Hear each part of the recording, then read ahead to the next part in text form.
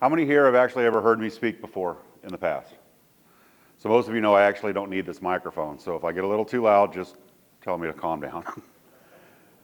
My name's Kevin Dandridge. I am the owner of One Life Safety.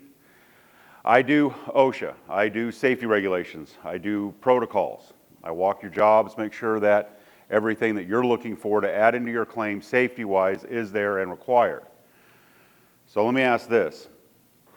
How many of you know that OSHA actually, all the safety is required and is payable by the insurance company? Got 2, 3, 4, Cal. OSHA is a regulation, it's a law that is required on every job site and everywhere in this country. Okay, it is not just regulated to industrial or commercial. I get a lot of people, well, they always say that safety, OSHA is not required on residential. The standard is a 1926 construction standard for safety. Construction. Not residential construction, not industrial, not commercial, it's construction. What I want to talk about today is I normally go over all the regulations, how to look at a claim, but I want to go over more of how are you putting it in your claim. Because the arguments I get all the time, I get tons of phone calls, well, they're denying it, they're denying it. I got one this week from Chicago. I walked a job a week and a half ago. The guy put the claim in on Monday, Tuesday immediately. The answer is, oh no, that's what the roofer's required to do. It's in his bid, right? How many of you had that already brought up? Let me go back, let me step back. How many are putting safety in your claims? Okay? So, how many times are you hearing, it's in the Xactimate? Okay? It's in the white papers. It's in the description. Why is safety not in Xactimate? Xactimate's a plug-and-play item, correct? I've got this roof tile, I got this many squares, this is how long it's going to take, blah, blah, blah, to plug it. Why is safety not in there? Why is the only thing for safety in there fall protection? Fall protection is the only line item in Xactimate that you can go in there and plug and play. Click. It's a rental fee for what, $8.26 a day? Why is that? Because it's cheap? I'll tell you exactly why it is. Steve Shannon, who is an instructor for Xactimate, sat down in a class and said, this is how you add a line item for safety, and it stayed. But if you look at the white paper on fall protection, it's $8.26 a day. It's for a harness and a lanyard, but not the connection point, not the tie-off point. Why is that? Because there's many different types of tie-off points, right? There's ones that go on the roof, D-rings, angles, permanents, stanchions, and those all cost different prices. Why is it that something that's a law that protects the American worker, not in something that is required by law to be in a claim? Okay, it's not law and ordinance. Doesn't change. When I got into OSHA 20 years ago, so I'm an OSHA 500 instructor, okay? When I got into OSHA, the book was 2 inches thick. How thick is the book now? Huh? 1.5 inches. Do you know why it's 1.5 inches? Why did it go down? We took all the gray out of it. We fought to get the gray taken out. Could be, should be, would be, maybe, kind of. No, it's this or it's that. Okay? When I do a protocol, when I do a manual for a job site, because OSHA requires that every job site has a safety protocol on it. Whether it's just a small 1,500 square foot house for a roof or building this tower. You have to have a job site specific protocol for that site. When I put something together and I send it to my claim or my client, okay, my public adjuster, if they take that line, that manual and the cost that I've put with that manual and put safety, $285,000. Is that arguable? Can they throw that out? They sure can. Why? Because I put things in there that you may have already put in your claim. A SkyTrack, porta-johns, right? Scaffolding. You have to break it down. You have to be able to say, how long is that job going to be? Just like you do with a roof, with a building. You say it's going to be 15 weeks, right? So you get a cost for 15 weeks. You got to break all those items down. That's why I give you a spreadsheet instead of a final number. When they come back and say, well, it's required on the job, it has to be done. Yes, it does. Oh, it's part of O&P. No, it's not. Well, kinda. It is overhead. But it is overhead that costs. Insurance company pay for trash bags, right? I'm going to do a demo. I get trash bags. You put a case of trash bags on there, they pay for it. Well, why isn't hard hats part of that? Glasses, gloves, respirators, Tyvek suits. They're all disposable items. Let me ask you this. If I give you a hard hat, right, you work for me for a week and a half, you quit, can I take that hard hat and give it to you? Would you take that hard hat? No. That's 16 bucks out the door. You're working on a 2-story roof, and yes, you are required to wear a hard hat on the roof. It's not because of the overhead damage that can happen to you. Obviously, you're on the roof. But it's for when he turns around with the drip edge and smacks you in the head with it. Okay? That's from when that one line that does snap hits him in the head. But you bend over, your hard hat falls off and hits the ground. Is that hard hat good anymore? No, it's had an impact. It's gone. 16 bucks. Let's get into that harness thing. The harness will be the big argument, especially for most of your roofers, most of your claims, because harnesses get used a lot. It's not just for a roof. Do you know when you get in a scissor lift, you have to have a harness? You get in a boom lift, you have to have a harness? Working on a live edge, you have to have a harness? You can be on a flat roof on a live edge and you need to have a harness. Okay, but how long does that harness last? And it doesn't matter whether it's roofer in a bucket at $100 or it's the $300 harness that fits the fat kid up here. Okay, they have to be inspected every day. And every day, if they got paint on them, they got thrown down in moon dust and silt, grease, roof tar, gas, they're done. Are you willing to take that chance? Can't use them. So when they say, oh, you can go from roof to roof to roof, yes, I can. I can go from this residential roof, Texas. I love Texas. I went to school actually in Arlington. So, anyways, you can have a hailstorm that comes through, and you get a roof and a roof. I mean, you're just going right down the street, right? But by that third or fourth roof, that harness is done, especially in asphalt shingles. Okay, they're dragging along, they're leaning down, they scrape, they scratch, they're done. That's why there's a rental charge. Okay, there's a rental charge for dehues. It's kind of based on the same thing. If I put dehues in a building, and that dehues are there, it's supposed to be a week, it turns into 2 weeks, turns into 3 weeks, turns into 4 weeks, they'll come back and say, I'm not going to pay a daily rental, I'm not going to pay a weekly rental, I'm going to pay a monthly rental. Harnesses are the same way. They'll come back and say, well, hey, that harness is only $100. At $100, at 10 days, we're going to cap that, and I'm going to buy you a new harness. Okay. I've got roofing claims, or I've got jobs out there right now, they're 25-week roofing jobs. Okay. I had a claim in Tennessee, the building was 25 acres. Think about that, 25 acres. This was a building that was started out as this size, and they added on, and they added on, and they added on, and they added on over the years.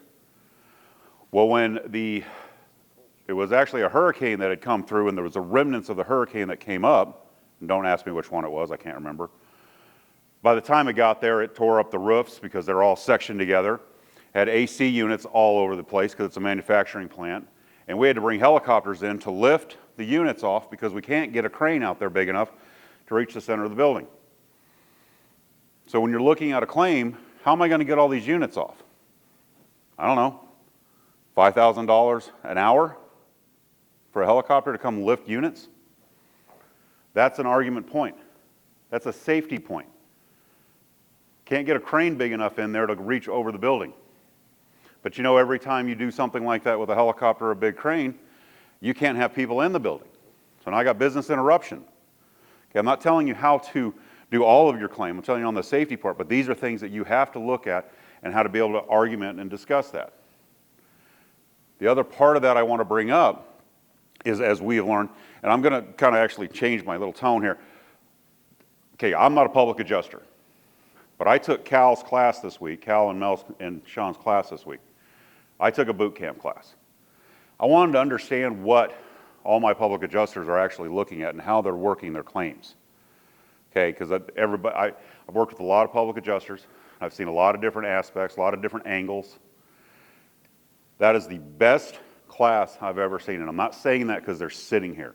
I'm saying it because they are showing you the way to do it every time to make it right, to go step 1 to 2 to 3 to 4. The reason I respect that is I'm in safety. I make sure that we do step 1 before we do step 4. Because if I do step 4 on a tie-off on a roof before I do step 1, which is the training of how to put it all together, 4 doesn't matter. I got a company out of a fatality a year and a half ago where the guy died in his harness with his lanyard hooked to him. We did step 1. We trained him. We did step 2. We supplied him. Step 3 was his. Tie off. Actually tie off. He didn't do step 3. Is that on the company or is that on the individual?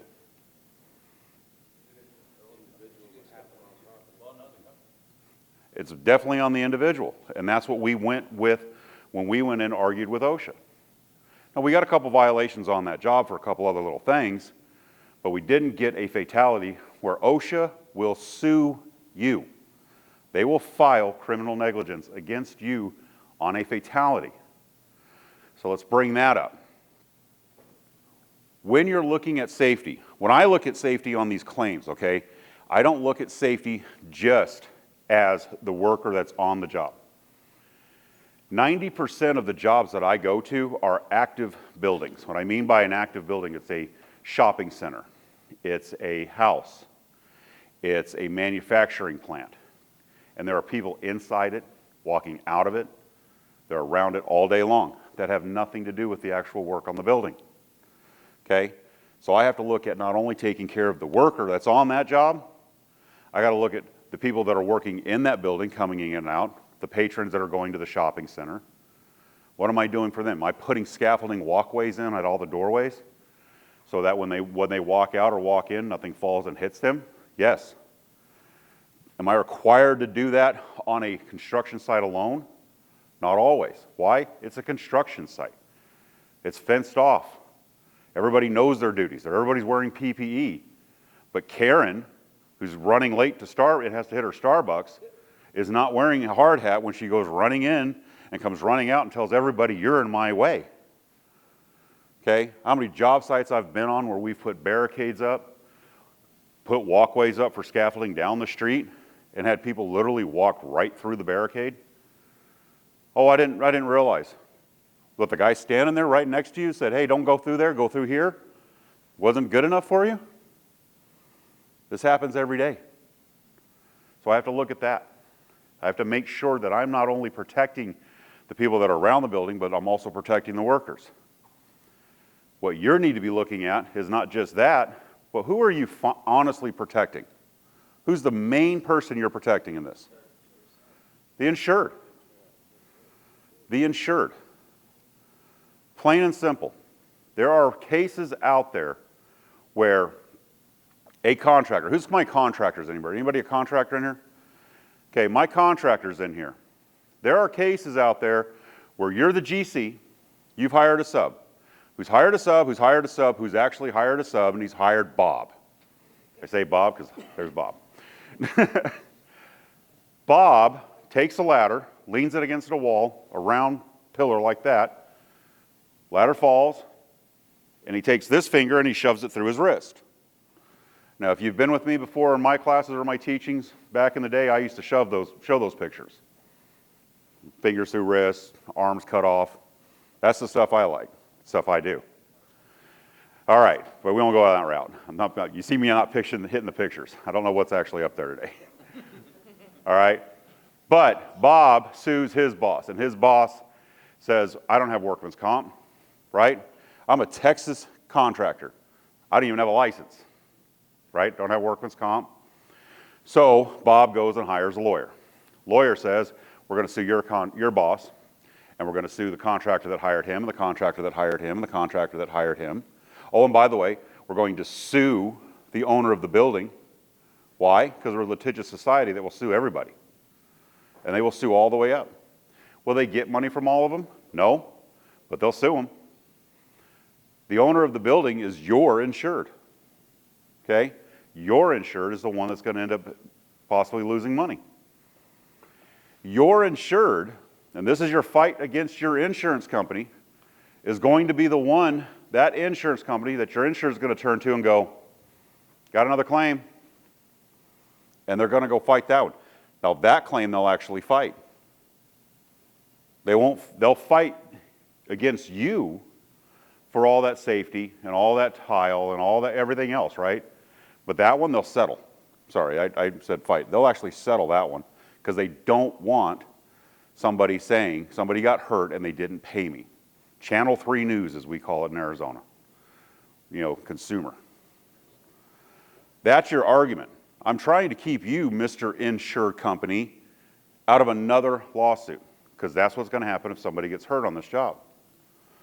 And as Chip said yesterday, by accepting a claim that has no safety in it, you've already automatically said you're breaking the law, because OSHA is a law, right? Who's my safety guys in there? There's a couple safety guys that are actually in class. Here, there he is. You know, if he or you tell somebody to do something unsafe, it's 5 minutes worth of work, guys. Just jump up there real quick without a harness. You're liable. You got an OSHA 30 card, you can be a safety manager. Okay? You're safety manager, you tell him climb up there, he falls off that roof, guess who's going to jail? You are. That's why when I write my protocols, I'm very diligent about what I put in there, how I put it in there, how I'm going to argue that. Why? Because if I write something for you, and it goes out there, and you follow it to the letter, and somebody dies, you know where they're coming? Right here. And I got to argue that. And I got to tell my wife and my daughter who are sitting back in the back, Daddy's going to prison for a while. I don't want to do that. I don't want you to do that. Make sure that you're putting your claims together properly. Make sure that you're looking at everything. Who's working Florida right now? Okay? So John Pruitt, who I don't think he's in yet, there he is, just walked in. John Pruitt reached out the other day on social media, said, hey, I hear about this guy named Kevin Dandridge, right? We have never worked together. Everybody who I've worked with jumps on social media, yep, that's your guy, go get him. We sat down and we talked. Guess where I'm headed next week? Going to Florida. I'm going to go look at 4 of his claims. Claims that are undermined from the storm. Big buildings, big resorts and condo complexes. Why am I jumping out there tomorrow or next week? Because when he showed me those pictures, I went, keep your guys out of that job. It's not safe. Do you know how many times I've been called out to a job, a fire, earthquake, where I've walked up and said, get everybody out of this building. It's not safe. Everybody's in there jumping around, looking at everything. It's a fire. It's got carcinogens everywhere. Nobody's wearing a mask. Nobody's got eye protection on. Hell, half of them are wearing shorts and tennis shoes, nails sticking up everywhere. How you walk your claim is how you represent yourself, who is now a representative of the insured, correct? You've signed that contract. I tell owners of construction companies that I run safety for. Every time you show up on the job and you're not wearing a hard hat and you're wearing shorts and tennis shoes, and I'm out there screaming, put your vest on, put your hard hat on, put your pants on. Long pants, sorry, they're not running around in their underwear. Okay, but put your long pants on, put your boots on, and you show up looking like this. Why? The owner does it. I can do it, right? It all filters downhill. Which way does shit roll? Downhill. Make sure that you're representing properly. Make sure that you're making that argument. Make sure that you're putting it in the claim so it's not arguable. If you're putting it in there as O&P, they're going to argue that. We don't pay O&P. That's right, you don't pay O&P. It's why you pay every line item for safety that I put in. If you ever have a question, now a lot of you have gotten my card, information's right there, reach out. I got no problem asking. You can ask Cal, you can ask Jack, you can ask Chris. They've called me, hey man, I'm standing here, what do I do? What would you do here? I give you the information. Why? I want to make sure that that information's out there and that you're teaching your people how to do it. That's what we're here for. That's what you're here for. That's why we're here today. How do we do it right and how do we teach it right? Right, Steve? Steve does this every day. Teaches every day. If you are not teaching somebody something every day, and I'm not talking preaching, I'm talking showing somebody how to do something when they ask, to do it properly, you're not doing it right. We're in this business. And as Cal has said, as many have said today, we're here to mend the fracture. We're here to make sure that we get everything the way it's supposed to be. Okay, this is a battle. It's not a battle for you, it's a battle for your client. Okay, I've been a client. I know the hell that goes through it. Okay, most of us have been a client at one point. It's why we're here. It's how we got started. All my IAs that became PAs, you got tired of that. Got to make sure you're teaching every day, handing that information on. Okay, if you're not doing that, relook at what's going on. Are you actually not involved? Or are you not paying attention? Or are you just not caring? When I'm in safety, I care. Why? Who gets to go tell somebody that their husband, their wife, their son and daughter's not coming home? I do. I get that call. I like making sure that I don't have to do that because I make sure when I walk on the job, I handle it right.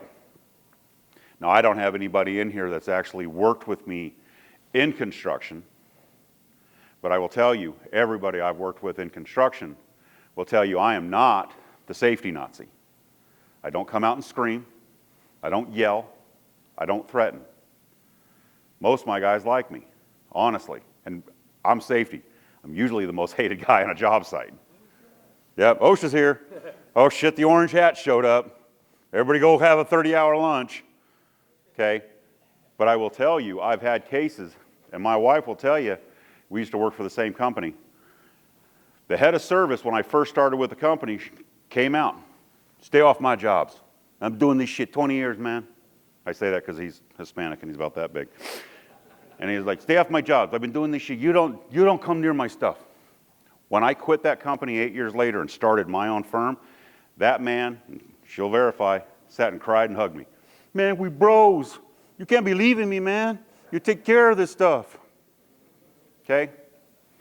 It's because I go out there and I work with them. My guys know I come from the field. I've got 30 years of construction, 20 years of safety. All right? I know how it goes together.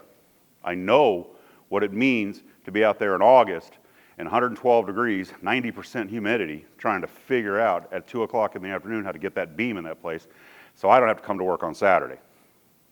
I know what it means. I know what it takes. And I try to make sure I look at that in my safety processes. I write safety processes for guys to take breaks every 20 minutes in Arizona when it's too hot and they're wearing Tyvek suits. Your carriers say, well, you're trying to expand the time. No, I'm trying not to kill somebody. That's my main thing. I'm not trying to expand time. And I know there's a couple adjusters in here that I've worked with that I've gone to and said, you got too much money in this one. You don't need this and you don't need that. We're going to attack it this way. Because I'm not here to make you profit. I'm here to do it right, get you the right cost, and get the guys to go home every day to kiss whoever they kiss when they go home. Okay? That's it.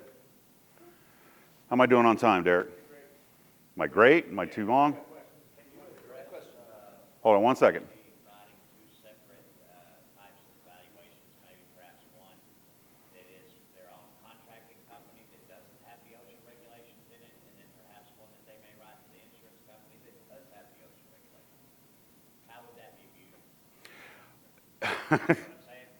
Kinda. What I'm getting at is, does OSHA apply no matter what? OSHA applies no matter what. That's, when I started this off, I said, honestly, guys, remember, it's the construction standard. It's not the residential standard. It's not the, I will say back in the day, when I first started, you had a residential and a commercial sections, like fall protection. Commercial was 10, residential was 6. We changed all that. We came back and said, no, fall is 6 foot. Fall is fall is fall. Okay? You can fall 3 foot and die. Seen it happen. Okay? Guy steps over a trench, slips, falls back, snaps the neck, 3 foot fall. That was it. He's dead. I've seen guys fall off 3-story buildings and bounce and get up and walk away with a limp. Okay? When God decides you're coming home, you're coming home. When you put a claim together that has safety in it and put a claim together that doesn't have safety in it, you don't think that the insurance company, State Farm, Allstate, whoever, is not going to go, I remember that guy. Let me pull his last claim up. Oh, he didn't put safety in that one. Why is it in this one? Why has this one only got half the safety in it? They're going to pull that stuff up. As we've said in boot camp, you're putting the target on your back by doing it right. That's a target, and they're going to look for it. Okay? I have had people, I've had adjusters, I've had appraisers, I've had umpires go, I have seen 5 of your reports, and they all look the same. You're damn right they look the same, because they're done right. Okay? Every one of them is done right. Every report looks right. I don't change it up, change the colors, change the format, right? I don't change the font just to make it look different so you feel like you're getting something better for your money that you're spending. No, I'm giving you what's right. Okay, I've developed my program over years to make sure it's right. You go to the same engineer, right? Does his report always look the same? I'm not saying say the same thing. I'm saying does it look the same format, the same style? Pictures are always about page 5. Do you tell him to change it up? Because they're saying it looks the same? Hell no, you don't. You produce the report. That answer your question, Cal? Yes, sir. Okay, because I usually get around beating the bush a little too much. You had a question? No, just as a public adjuster, and it probably wouldn't even be directed to you, but as a public adjuster, we don't put these requirements on our estimates, and something does happen, you know, I would probably imagine there's got to be some kind of liability on us as well. So I'm not a lawyer, so I'm not going to say yes. I'm not going to step in that lane. I've learned to stay in my lane. But I am going to say this.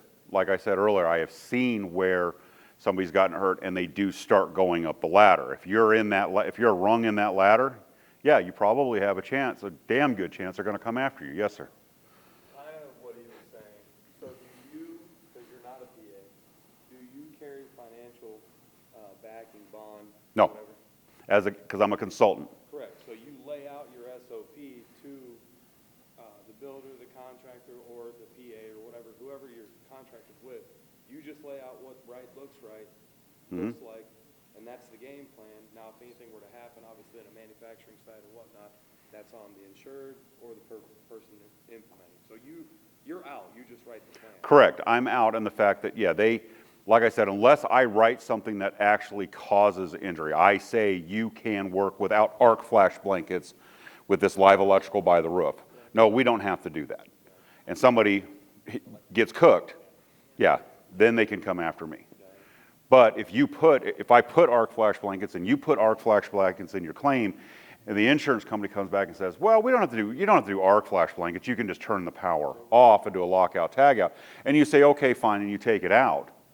But you don't follow through, or your contractor doesn't follow through and lock and tag it out, yeah, that's a point where they can they'll come at you and go, well, why'd you take it out? Well, because he said we'd lock it.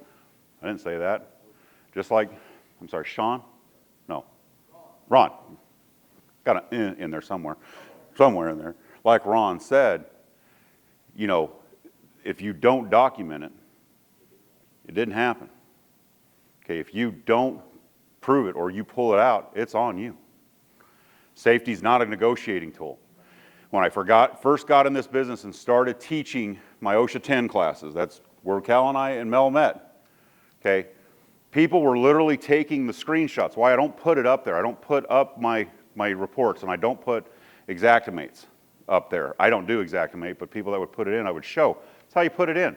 I don't put it in. I had a claim show up where somebody said, well, you wrote this up, and all this safety got put in there, and we need to discuss it. And I went, okay, I don't remember doing anything with that claim, but send me what you got. And it was literally his Xactimate report with a screenshot of a picture that I put up there on a screen in Florida. I went, dude, that's got for brick in it. This job doesn't even have brick on it. That's a screenshot from my Florida class.